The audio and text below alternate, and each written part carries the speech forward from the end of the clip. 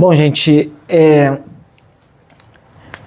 primeiro quero falar da minha alegria de estar mais um domingo aqui com vocês, celebrando ao nosso Deus. Eu estou, confesso, ansioso para a gente começar a nos reunir todos os domingos, sequencialmente, né? Acho que isso vai ser ótimo para a gente, pelo menos para mim vai. E no meu coração, quando virou o ano, eu pensei que eu ia falar sobre uma coisa. Mas aí, quando o ano virou, eu fiquei pensando sobre o que eu poderia conversar com vocês aqui nesses domingos. No meu coração veio essa palavra que é a respeito da fé. Da fé.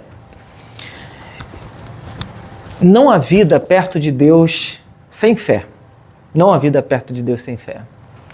A única exigência para a gente que quer andar com Deus é a fé. Eu vou ficar em pé hoje. É a fé. A Bíblia diz que sem fé é impossível agradar a Deus. Sem fé. O que significa dizer que existem outras coisas que a gente faz e que a gente pode ter como positivo, mas que, no entanto, mesmo tendo essas coisas, a gente pode não agradar a Deus. Você pode ser uma pessoa incrível, maneira, gente boa, correta, mas se você não tem fé, a Bíblia diz, é impossível agradar a Deus. E é uma afirmação tão contundente que ela não deixa dúvidas, ela não diz, a fé é um dos meios de agradar a Deus. A fé é uma das formas de agradar a Deus. A Bíblia diz, sem fé é impossível agradar a Deus. Então ela coloca uma linha, um limite e diz o seguinte, você só passa dessa linha, isso é, você só consegue agradar a Deus se houver fé no seu coração. Bom, a fé então é uma exigência para quem quer andar com Deus. Todo mundo aqui, que está aqui obviamente, quer andar com Deus, anda com Deus, e para isso precisa ter uma vida de fé. E quando a gente fala de fé, é importante a gente entender que Deus, ele não está, digamos assim, como eu sempre falo, no céu, num trono branco, grande, robusto. É um senhorzinho de cabelo branco, uma barba grande, branca. É assim que a maior parte das pessoas tem um imaginário de Deus, distante, longe e quase sempre indiferente à realidade que a gente vive. Mas o fato é que a Bíblia diz que Deus, ele se relaciona, ele se torna alguém acessível a nós. Ele se torna o nosso parceiro de vida, ele se torna alguém que está em convivência com os seres humanos. E isso tem o seu ápice na encarnação de Jesus Cristo. Jesus nasce nesse mundo pelo ventre de Maria, vive na Palestina, na Galileia, cresce, prega o que prega, faz o que faz, se relaciona com quem se relaciona. Então o Deus que a Bíblia apresenta para nós é um Deus profundamente relacional. Agora, como é que nós nos relacionamos com esse Deus, como eu disse, profundamente relacional? Por meio da fé. Porque se a gente for bastante sincero e alguém perguntar para a gente assim, onde é que está Deus? Você não pode dizer, Deus está na rua Dias Ferreira, número 190, vai lá, que você vai ver ele sentado lá, vai trocar uma ideia. Você não vê. A Bíblia diz que Deus é invisível, Deus é incorpóreo, e Deus, ele não, digamos assim, está acessível de maneira direta.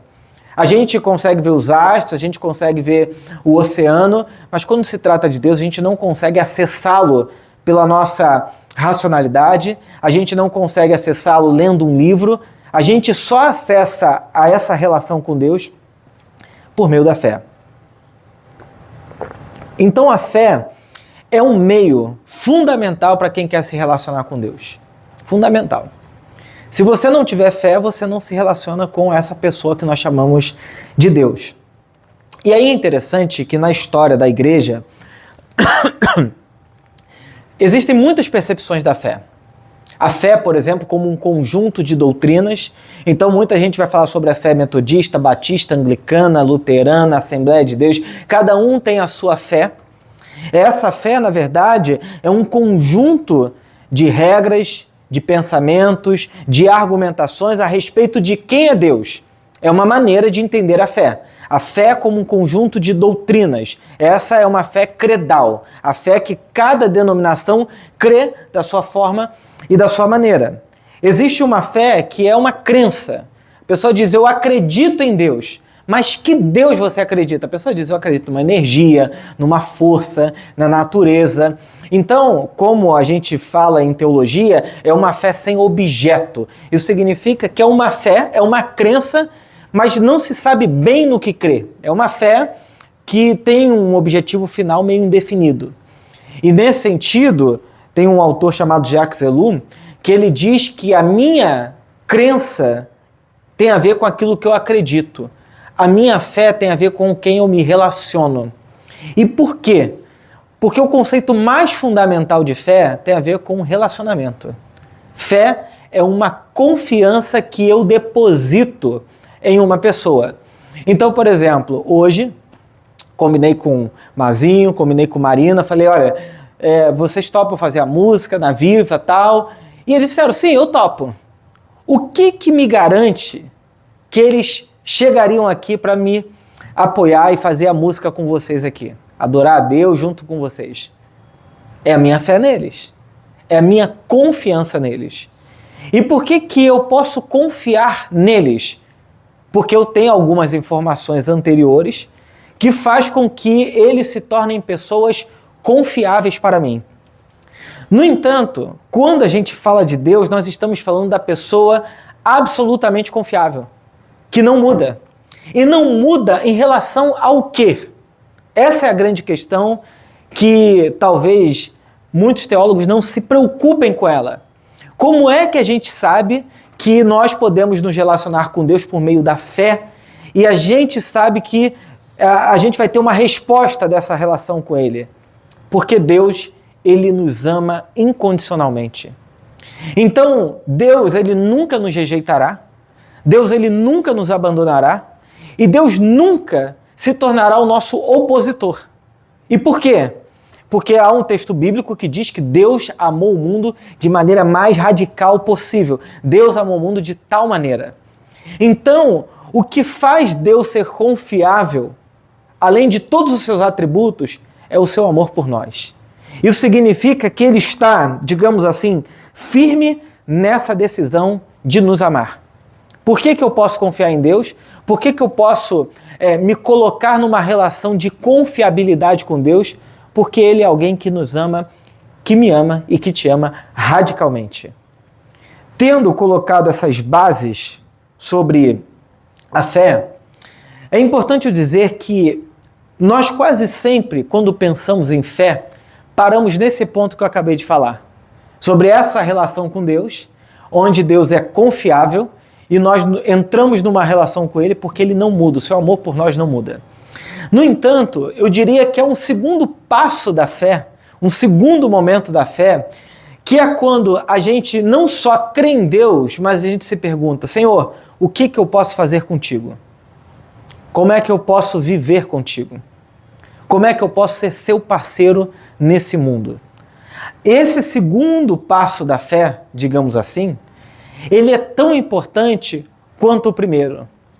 Porque na minha vida cristã eu conheci muitas pessoas que sabiam ler teologia, conheciam a Bíblia, mas a sua fé não o move 1 centímetro em direção a nada.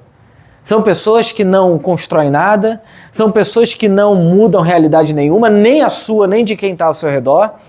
E são pessoas que dizem, eu creio em Deus. Eu vou dizer, sim, você crê em Deus. Mas essa fé não o move a uma ação.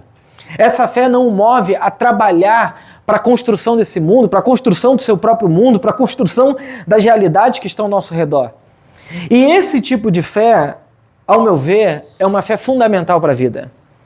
A Viva, essa igreja que está nascendo, ela é fruto da fé. Da minha fé em Deus, mas da minha fé com Deus. E principalmente da minha fé com Deus. E por que da minha fé com Deus? Há um tempo atrás, eu falei isso no outro sermão, eu vou repetir.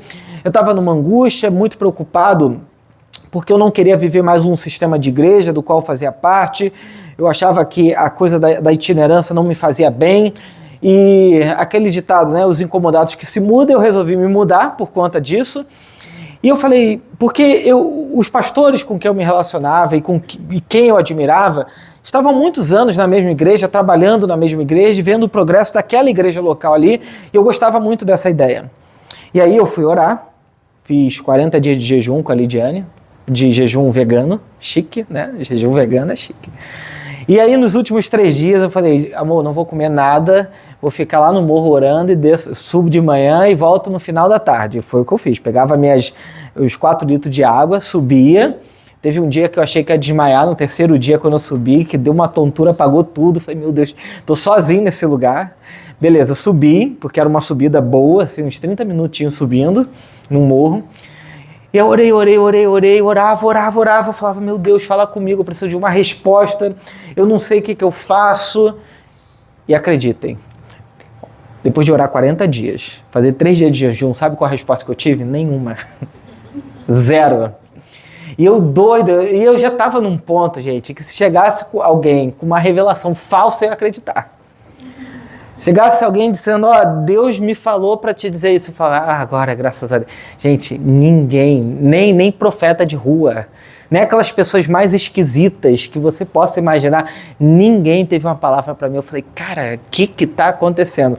Eu falei, bom, já que eu não tenho palavra de Deus nenhuma, eu vou tocar a vida do jeito que eu tenho. O que eu tenho agora é continuar nessa denominação, mudei de igreja, fui para outra igreja, até aqui numa terça-feira de carnaval, como vocês sabem. O pastor da Plena, onde eu estou hoje nessa transição, me liga dizendo, Herbert, a minha equipe pastoral mudou, preciso de um pastor, e aí a gente começou a conversar a partir dali e eu fui para lá, né? E desde que eu fui para lá, eu lembro que nesse período de oração, no final do ano, eu vim com a Lidiane assistir uma peça de teatro aqui no shopping Leblon, e no meio da peça eu tive uma crise de choro, uma angústia, e eu falava, meu Deus, o que está acontecendo? E naquele momento eu falei, Deus quer que eu plante uma igreja aqui. Você acha que uma voz do céu falou comigo? Não falou. Você acha que eu ouvi anjos cantando ao meu redor? Não ouvi nada. O que eu ouvi foi uma convicção tão forte dentro de mim, que eu comecei a chorar no meio de um teatro. A gente saiu para comer, eu continuava chorando. E naquela experiência eu falei, Deus quer que eu plante uma igreja aqui. E a pergunta que eu fazia para Deus é como que eu vou fazer isso? Porque vocês sabem, lugar, Leblon é muito caro, para alugar os espaços, para fazer tudo é muito caro. Um lugar super difícil, porque não tem costume de igreja aqui nesse lugar. Não é uma coisa assim que você abre uma igreja, um monte de gente de outras igrejas vem ver, visitar. Não é assim que funciona. Mas, por outro lado, era isso que eu queria. Eu não queria fazer uma igreja que só os crentes viessem. Eu queria uma igreja onde eu pudesse realmente me relacionar com pessoas que nunca pisaram numa igreja evangélica, que nunca conheceram Jesus e que têm uma vida que não tem nada a ver com a igreja. Eu falava, é isso que eu quero, é disso que eu gosto. Eu vou para os teatros, eu vou para show, vou para um monte de lugar maneiro. Eu falo, cara, essas pessoas podem ter uma experiência com o evangelho de Jesus. Naquele momento, eu entendi o seguinte: não basta eu confiar em Deus, se eu quiser construir uma coisa significativa com Deus, eu tenho que me colocar nessa relação. É nesse sentido, nesse segundo momento de fé que eu estou falando, que eu entendi, eu tenho uma vocação, mas agora eu precisava trabalhar para construir aquilo que Deus tinha para mim. E eu aprendi uma coisa que eu não sei ainda explicar muito teologicamente isso. Mas o que eu sei é, ainda que você tenha uma clareza do que Deus quer para você, ainda que você tenha a certeza do que Deus quer para você, se você não se envolver em construir isso com Deus, não vai acontecer. Não vai. Não vai porque Deus, Ele é o nosso parceiro de vida. Na Bíblia tem momentos que Deus age, intervém e ponto final. Mas se você reparar, todas as vezes que Deus vai agir na Bíblia, Ele convoca alguém para a sua parceria com Ele. Quando Deus quis libertar o povo do Egito, Ele podia fazer coisa extraordinária, mandar anjo, abrir o Mar Vermelho sozinho. Mas Ele chamou Moisés, chamou o povo hebreu. Então Deus sempre se coloca na parceria com o seu povo para agir. Não foi diferente com Jesus. Jesus poderia ter feito seu ministério sozinho? Era Deus. Poderia. Mas Ele chamou 12 pessoas, mulheres e um monte de gente que estava ao seu redor para construir essa realidade do reino de Deus com Ele. O que eu quero dizer é que a nossa fé, ela pode estar firmada em Deus. Mas se a nossa fé não estiver na vida concreta, se a nossa fé ela não se desdobrar e se não se transformar em ação, vou dizer uma coisa para vocês. Esse mundo, a nossa realidade, as pessoas que estão perto de nós não vão conhecer o nosso Deus. Porque cantar na igreja é muito bom. Vocês estarem aqui ouvindo uma pregação muito bom. Mas as pessoas, no geral, elas têm uma necessidade de ver gente de fé. Gente que faça alguma coisa em nome de Deus. A gente tem na história da igreja homens e mulheres incríveis que fizeram muitas coisas em nome de Deus. Só que hoje nós precisamos de pessoas que ajam e que façam coisas com Deus em nome de Deus. E quando eu estava pensando sobre isso, eu me lembrei de uma passagem bíblica que está no Evangelho de Lucas, capítulo 18. Eu vou ler com vocês. Essa é uma parábola que Jesus conta, que é a parábola da viúva persistente. Então eu vou ler esse texto e vou fazer alguns apontamentos junto com vocês aqui. Diz assim um texto bíblico: Jesus contou a seus discípulos uma parábola para mostrar-lhes que deveriam orar sempre e nunca desanimar. A parábola fala então, portanto, de oração. Orem sempre e nunca desanimem. E disse ele: havia numa cidade um juiz que não temia a Deus e nem se importava com as pessoas. Ele está mostrando aqui um cenário onde tem uma autoridade pública que, em tese, deveria fazer o que era correto, em tese, deveria julgar bem para que as pessoas fossem beneficiadas pelo seu juízo. Mas a Bíblia diz que esse juiz, ele não temia a Deus e não se importava com as pessoas. Não era alguém que ligava para as petições que chegavam até ele. E Jesus, de maneira chocante, diz que uma viúva, e aí deixa eu sublinhar, e quero que você entenda quem era a viúva no tempo de Jesus. Porque hoje a gente fala assim, a viúva rica, viúva de gente que teve muito dinheiro. Só que no tempo bíblico, as viúvas eram pessoas muito vulneráveis. Eram mulheres que perdiam os seus maridos e que provavelmente, se não tinham filhos, ou viravam pessoas que iriam morar em situação de rua, viver em situação de rua, ou muitas delas entravam para a prostituição porque não tinham condições de subsistência. Então a condição da viúva era algo absolutamente deplorável naquele tempo. Então nós estamos falando de uma pessoa que não tem segurança social, não tem segurança financeira, não tem condições e nem viabilidade para lutar por si mesma. Em certo sentido, era uma pessoa que ninguém enxergava a condição dela. É uma viúva. E eu acredito que Jesus faz a escolha de falar que era uma viúva de propósito, porque era uma pessoa que não tinha condições nenhuma de oferecer nada àquele juiz. Porque poderia ser que aquele juiz, sendo um homem que não teme a Deus e nem gosta de pessoas, chega alguém para ele com uma maleta de um bom do dinheiro, ele fala, opa, ele gosta de dinheiro. Ele não gosta de pessoas, não gosta de Deus, mas do dinheiro ele gosta. E aceita fazer um acordo. Mas a viúva não tem o que oferecer. Ela não tem dinheiro, ela não tem prestígio social, ela não tem status social. O que ela tem a oferecer? Absolutamente nada. E aí Jesus diz que uma viúva daquela cidade vinha a ele com frequência e dizia, faça-me justiça contra o meu adversário. Portanto, é uma mulher que sofre por conta de uma injustiça e provavelmente uma injustiça praticada por alguém contra o seu adversário. E por algum tempo o juiz não lhe deu atenção, mas por fim disse a si mesmo, não temo a Deus e não me importo com as pessoas, mas essa viúva está me irritando. Em outras versões vai dizer que ela está importunando. É aquela pessoa que vai todo dia na porta da casa do juiz e diz, seu juiz, faça-me justiça, faça-me... Obviamente que no mundo de hoje isso não seria possível, mas era uma pessoa que insistia, brigava, lutava, talvez até de maneira assim raivosa, dizendo, você está me esquecendo, está me abandonando, faça-me justiça.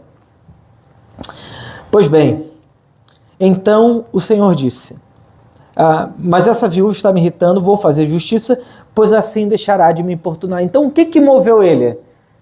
Alguém que não gosta de pessoas disse, eu não quero essa mulher na minha casa gritando e falando todo dia, então eu vou fazer justiça para ela deixar de me importunar. Um problema grave, mas ele faz o que ela queria, porque ela está ali persistentemente lutando por uma causa que era justa. E praticar a justiça na Bíblia Sagrada é a coisa mais importante. A Bíblia diz que Deus se coloca do lado do órfão, da viúva e do estrangeiro. Então, na Bíblia Sagrada, Deus tem lado. Para a Bíblia Sagrada, você sempre vai ver essa expressão. Deus, ele se importa com o órfão, com a viúva e com o estrangeiro. Essa mulher aqui é alguém que é alvo da importância de Deus. É alguém com quem Deus se preocupa, alguém com quem Deus cuida, né? Alguém de quem Deus cuida. Então o Senhor disse, aprenda uma lição com o juiz injusto. Acaso Deus não fará justiça a seus escolhidos que clamam a Ele dia e noite? Continuará a adiar sua resposta? Eu afirmo que Ele lhes fará justiça e rápido. Mas quando o Filho do Homem voltar, olha a pergunta de Jesus, quantas pessoas com fé Ele encontrará na terra? Jesus está dizendo e fazendo um paralelo. Esse juiz, mesmo sendo injusto, por conta de uma viúva persistente, ele atendeu a sua petição. E Jesus vai dizer, você acha que Deus, ele não ouve a sua oração? Que Deus, ele não ouve ou não vê a sua fé? Você acha que esse juiz injusto realmente é igual ou é melhor do que Deus? E Jesus vai dizer, não. Porque Deus, ele não só atende e não só faz justiça, mas rápido. A questão é a pergunta com a qual Jesus termina esse texto. Quando o Filho do Homem vier, será que ele vai encontrar fé na terra? Essa pergunta faz com que a gente pense. Jesus não fala, será que quando o Filho do Homem vier, ele vai encontrar o cristianismo bem instalado nesse mundo? Quando o Filho do Homem vier, será que ele vai encontrar pessoas moralmente corretas? Quando o Filho do Homem vier, será que ele vai encontrar pessoas com uma vida perfeita, boa, correta, que agrade a ele? Não. O que ele pergunta é, quando o Filho do Homem vier, ele vai encontrar fé na terra? A pergunta de Jesus é fundamental para a gente entender a nossa relação com Deus. O que Deus busca é fé. O que Deus busca é pessoas que confiem nele. Essa fé radical, essa fé que se entrega, essa fé que confia, essa fé que diz Deus é confiável, portanto eu posso me lançar nele. Será que quando o Filho do Homem vier, ele vai encontrar fé na terra? Eu não tenho dúvidas, tem muita gente que pensa, e tem um sociólogo importante chamado Max Weber, que ele acreditava que com o processo da modernidade, com o processo dessa coisa da intelectualização do mundo, o avanço científico, todas essas coisas iria produzir o que ele chama de um desencantamento do mundo. Porque até então se explicava a realidade a partir dos deuses, da experiência metafísica. Então se choveu, foi porque Deus fez chover e de repente o cientista começa a estudar e de repente eles descobrem como é que funciona a chuva, como é que funciona o sol, como é que funciona a mecânica do universo, como é que funcionam as coisas, criam vacina, criam um monte de coisas que antes nos matava com facilidade, agora tem antibiótico, tem um monte de coisa que protege a vida humana. Então ele está dizendo o seguinte, com o avanço desse método científico, da modernidade, vai chegar um momento em que o mundo será desencantado e as pessoas vão dizer, Deus não tem mais importância. Deus ficou num lugar lá no passado, ele é uma coisa meio medieval, uma coisa antiquada que passou. Só que o que na verdade aconteceu, especialmente nas Américas, é que ao invés de ter acontecido um declínio da igreja, o que aconteceu foi um crescimento dos evangélicos e cristãos pelo mundo inteiro. Que por um lado é maravilhoso, é bom que isso aconteça, mas por outro lado nós devemos nos perguntar, será que quando o Filho do Homem vier, ele encontrará fé na terra ou encontrará religiosos e igreja? Não tenho dúvidas, uma coisa é uma coisa e outra coisa é outra coisa. Será que quando o Filho do Homem vier, encontrará fé na terra? Então, eu quero sugerir que ter uma religião correta não significa ter fé. A gente pode incorrer no erro dos fariseus, de achar que pelo fato de ler a Bíblia, entender que acredita no Deus único e verdadeiro, você tem a fé correta. Mas no fundo do seu coração, você não se lança para Deus. Deus para você é um objeto mediador das suas vontades. Então eu quero uma casa, eu fico orando persistentemente, dizendo, Deus, me dá essa casa. Bom, você pode ter, isso é ótimo, não estou dizendo contra isso. Mas quando existe fé no nosso coração, Deus não é e deixa de ser um mediador da minha vontade particular e pessoal. Ele se torna o meu Senhor, em que eu me relaciono, numa relação de parceria em que Ele governa a minha vida. A maneira mais radical de entender fé é essa. É quando eu me jogo em Deus sem saber, inclusive, do que vai acontecer. Tem gente que se converte e diz assim, agora eu me converti, entrei no avião e esse avião não vai cair. Você não tem garantia nenhuma disso. Mas, Herbert, se eu tiver fé, se eu andar com Deus na minha vida, vai dar tudo certo. Tem gente que vai para a entrevista de emprego, orando, dizendo, Senhor, me dá uma vaga de emprego, me dá esse trabalho, e se todo mundo que estiver ali for ímpio, Senhor, abre essa porta para mim. Pois é uma maneira egoísta de ver fé. Eu diria o seguinte, olha, se tiver um pai de família com 5 filhos para criar, eu falo, Senhor, dá essa vaga de emprego para esse cara aí, que tem 5 filhos para criar. Porque a fé não é uma coisa que vai fazer com que Deus se mova de acordo com a minha vontade. A fé não é uma coisa que vai fazer Deus se mover de acordo com os meus interesses particulares.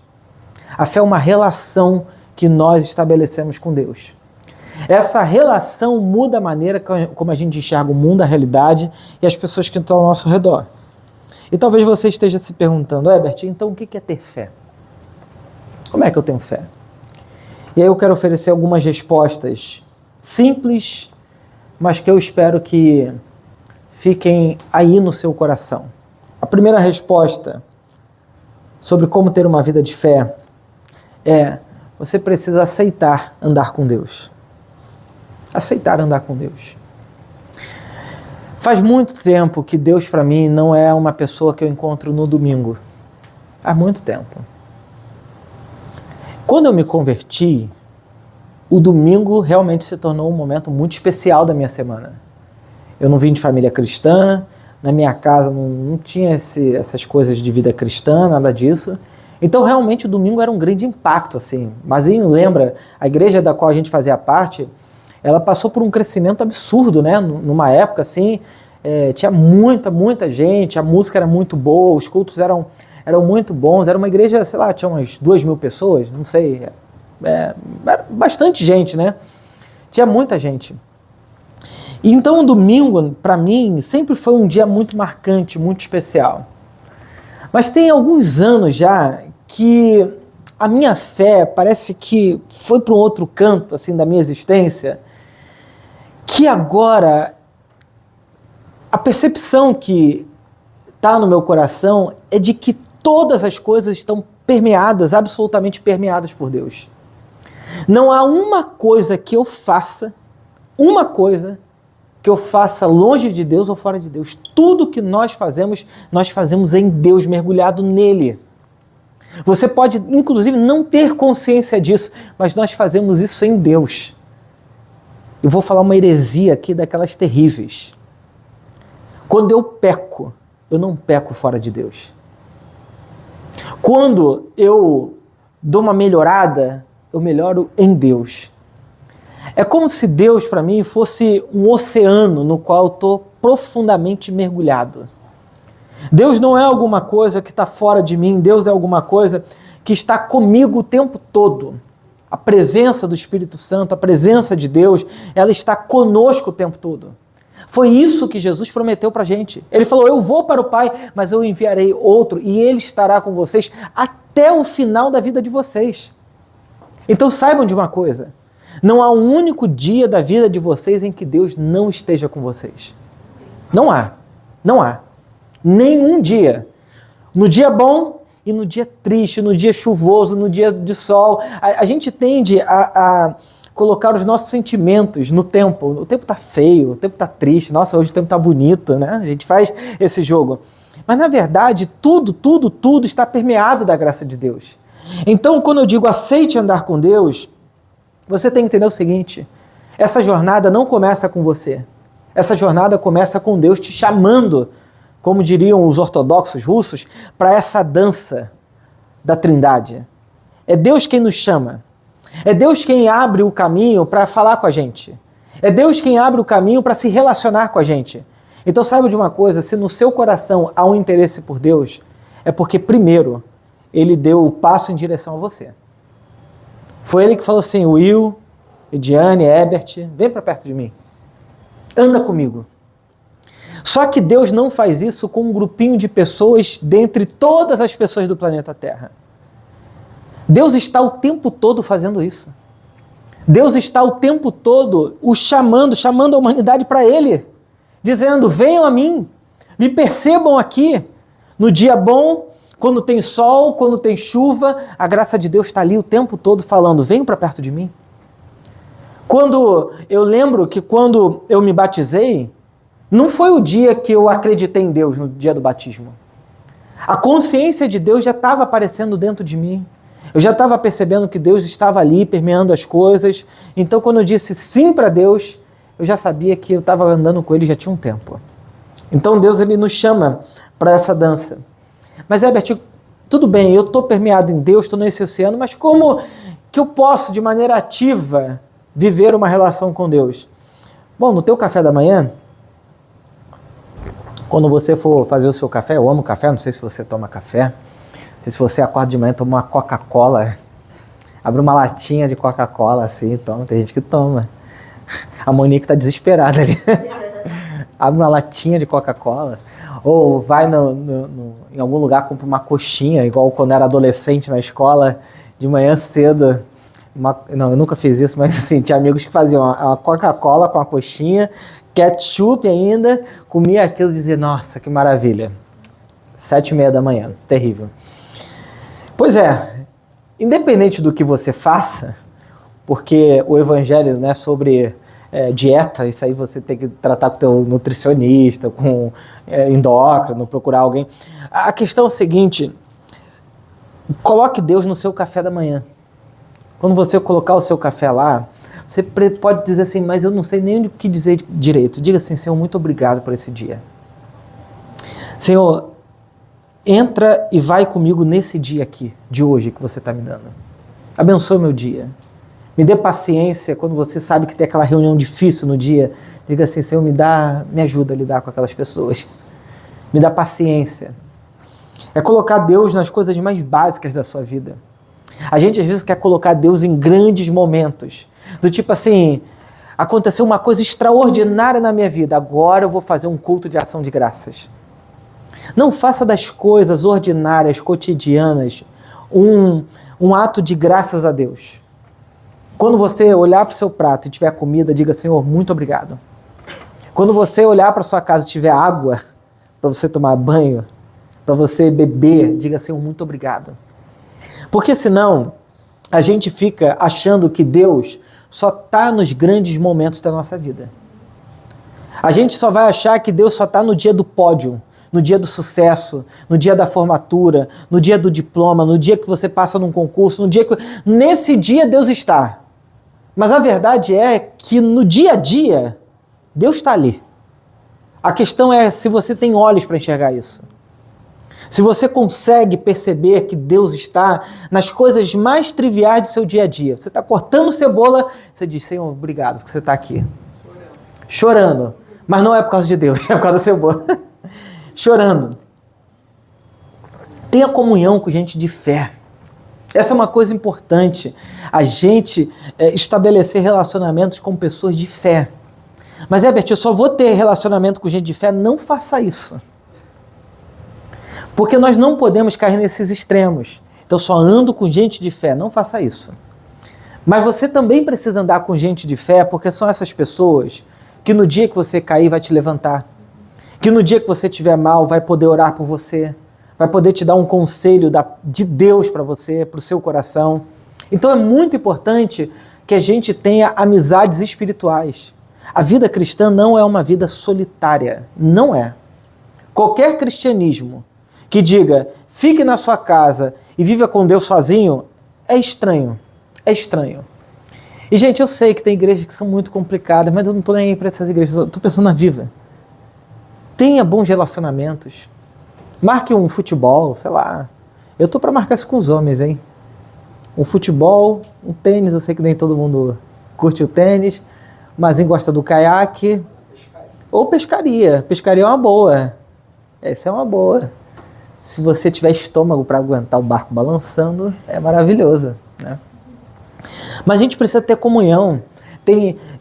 Às vezes, tem gente que é muito religioso, né, muito da igreja, e acha que coisas de Deus tá de joelho orando no culto.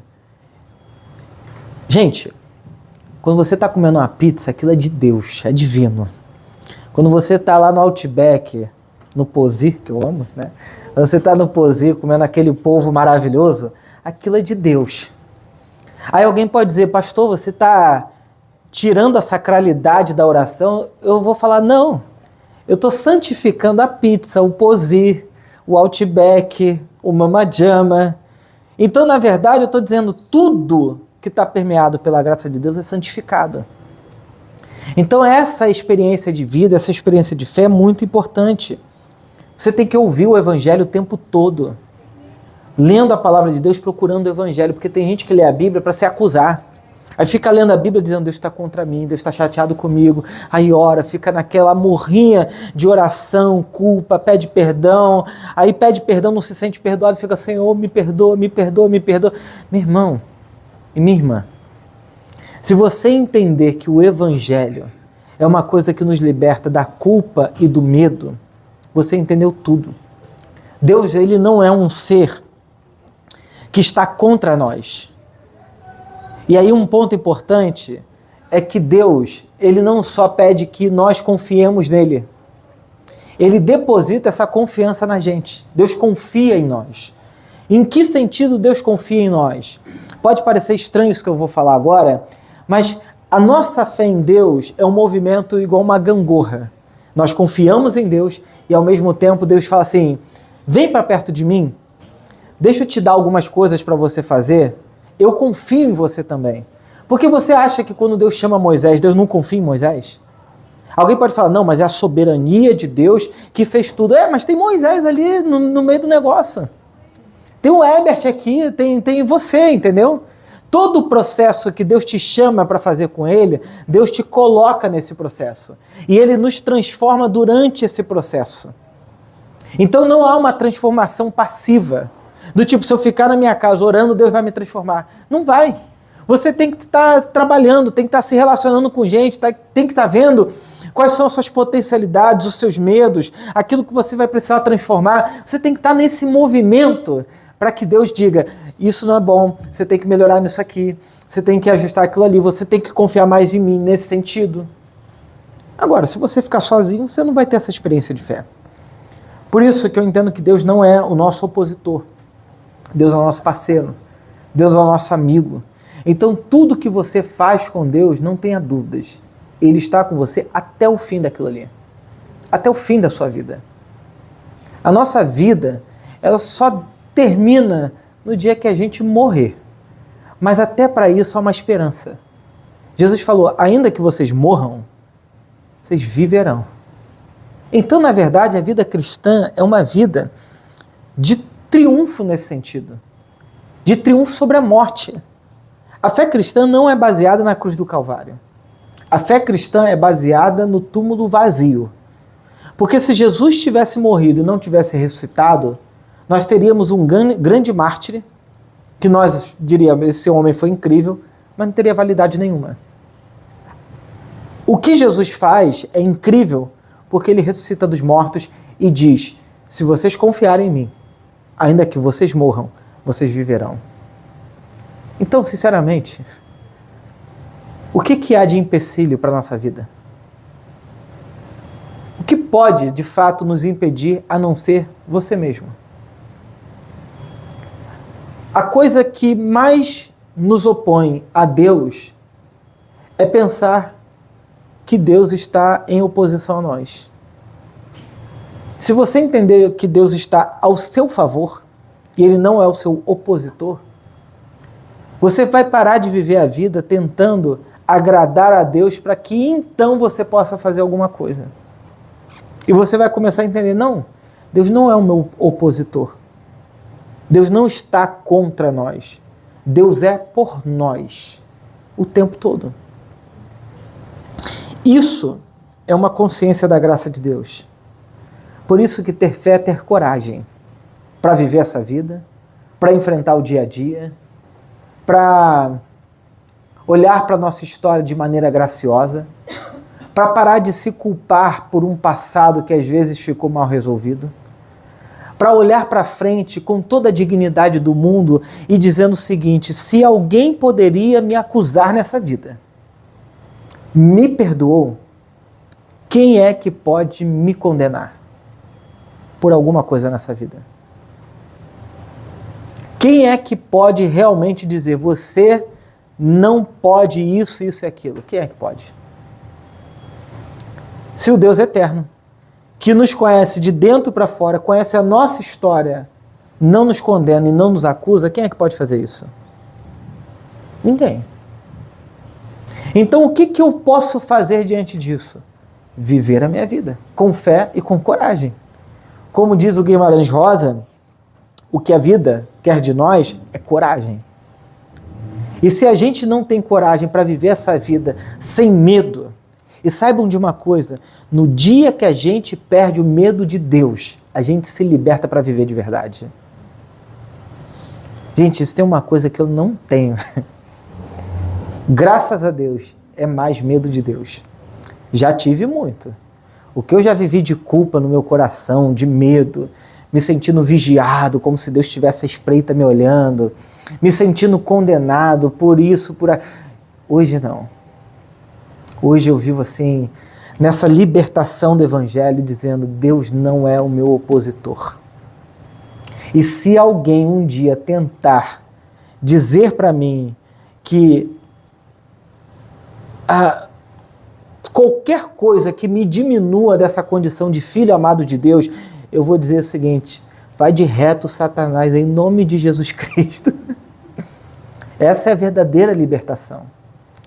É a gente não se permitir ser colocado numa condição de inferioridade diante de ninguém.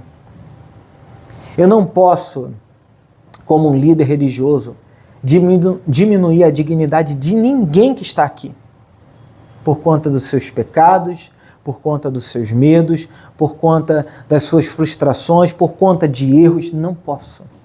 O meu papel é te relembrar o tempo todo que você é um filho e uma filha amada de Deus e que Deus tem alto valor sobre você. Porque eu não acho que é a condenação que transforma ninguém. Para mim, a coisa mais poderosa do mundo é se saber amado. Uma criança que não se sabe amada, não se sente empoderada para abrir um livro. Uma criança que se sente amada, ela se sente empoderada para viver tudo o que ela quer viver. Onde não há amor, sabe de uma coisa, haverá muito medo. Mas a Bíblia diz, o verdadeiro amor lança fora todo medo. Onde habita o amor, não há mais medo. Por isso que ter fé em Deus é confiar de que Deus não nos odeia. Ele nos ama radicalmente.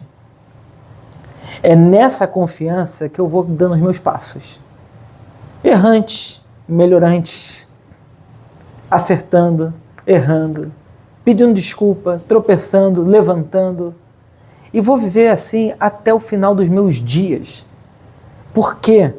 Porque eu sei que esse Deus no qual eu creio e em quem eu vivo, nunca me abandonará. Nunca. Então é nessa fé radical e confiante que nós devemos viver a vida. Dizendo, Senhor, obrigado pela vida que eu tenho. Essa talvez seja a coisa mais poderosa do mundo. Dizer, Senhor, obrigado. Obrigado por tudo que eu tenho e por tudo que o Senhor me proporciona.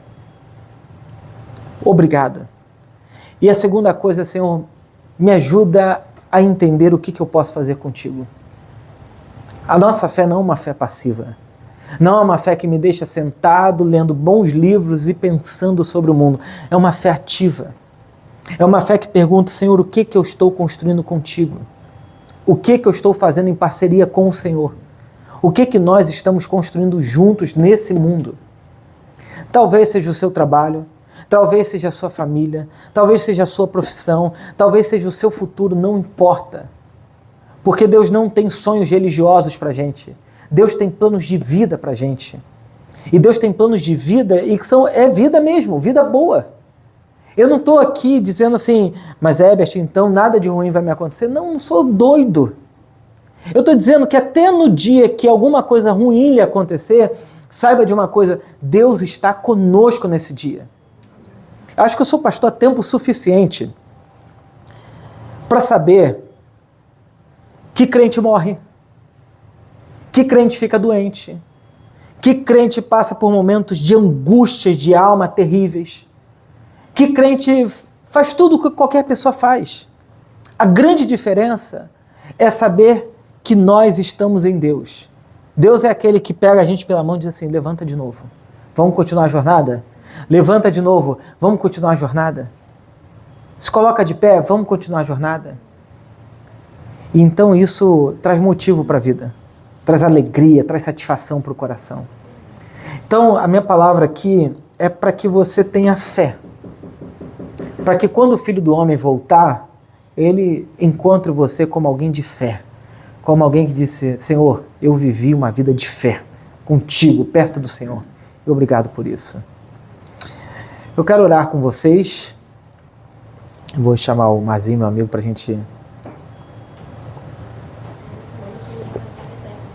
Ah, é? Então vamos orar pela Rebeca. 25, Rebeca? 24. Ó, Mazinho. Ah, tá. Minha gente, eu quero orar com vocês para que a gente possa realmente viver essa vida de fé perto de Deus. É muito fácil a gente se enganar com a religião, sabe? Muito, muito fácil. Mas eu acho que o que Deus quer da gente é fé. Se Guimarães Rosa, que diz que o que a vida exige de nós é coragem, eu diria, o que Deus exige de nós é fé. É fé. E eu sei que nem sempre é fácil ter fé. Nem sempre. Não acho vocês que quando eu chego aqui, domingo, meu coração está cheio de fé. Mas às vezes lá pela quinta-feira, eu falo, Senhor, me dá graça para tocar isso tudo, para ter cabeça, para ter propósito, para me manter firme nisso aqui e tal. Porque a gente precisa ter fé, mas não uma fé que fica idealizando, uma fé concreta. Uma fé que arruma o palco, uma fé que ensaia, uma fé... Entendeu o que eu estou falando? Uma fé que está no dia a dia real das coisas. É dessa fé que eu estou falando. Então eu queria que você pensasse aí, para o que você precisa ter fé? Aonde a sua fé precisa crescer? Aonde a sua fé precisa ter mais robustez? Aonde que o seu coração está assim capengando, você está dizendo, Senhor, não sei se eu vou aguentar, está tipo Pedro quase afundando no mar. E Jesus fala para Pedro, Pedro, por que você está sendo assim um homem de pequena fé, sabe? Tenha fé, confia, né? Mas às vezes o nosso coração não confia. Mas eu penso a fé tipo um músculo, sabe? À medida que a gente vai vivendo e vendo coisas acontecer, a gente vai criando musculatura para galgar coisas maiores perto de Deus. Então pensa aí, vamos orar. Pensa aí aonde que você precisa ter fé. No que você precisa ter fé. Senhor Deus, eu estou aqui com meus amigos, irmãos e irmãs, e cada um, Senhor, tem seus sonhos, objetivos de vida, aquilo que eles estão implicados no seu trabalho, na sua demanda pessoal. E o que eu quero orar, Senhor, é que o Senhor nos dê fé. Essa fé que se coloca em ação, essa fé que se implica, essa fé que trabalha, essa fé que constrói realidades do reino de Deus nesse mundo, Senhor. Eu peço isso para a glória do Teu nome, Pai, porque eu sei que todos nós aqui podemos ser engolidos pela vida cotidiana, pelo dia a dia e quase não perceber a Tua presença ali com a gente, Senhor. Mas nos acorda, nos desperta para essa vida de fé perto de Ti, Senhor. Em nome de Jesus é que eu oro. Amém e amém.